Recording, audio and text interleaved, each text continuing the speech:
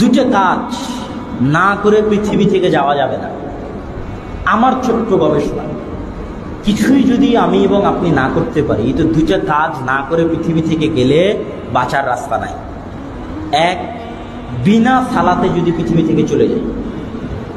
ইব্রাহিম আলাইহিস সালাম দোয়া করতেই থেকেছে, রব্বি জাআলনি মুকিমাস সালাহ ওয়া মিন যুররিয়্যাতি, আল্লাহ গো আমাকে নামাজি বানান, আমার পরবর্তী বংশধরকে নামাজি বানান, কেউ যেন বেনামাজি না থাকে আল্লাহ আমার বংশে, আল্লাহ আমি যেন বেনামাজি না হই।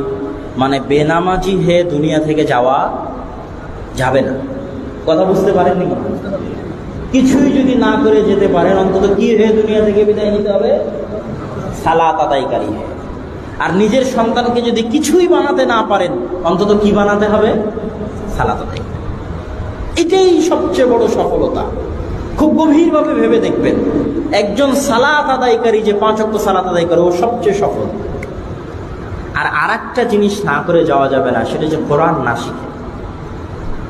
এটা কল্পনায় আনা যাবে না যে আপনি কোরআন পড়া জানেন না আর আপনি দুনিয়া থেকে চলে গেছেন। আপনার কোরআন পড়ার ভাগ্য হয়নি আর আপনি দুনিয়া থেকে চলে গেছেন।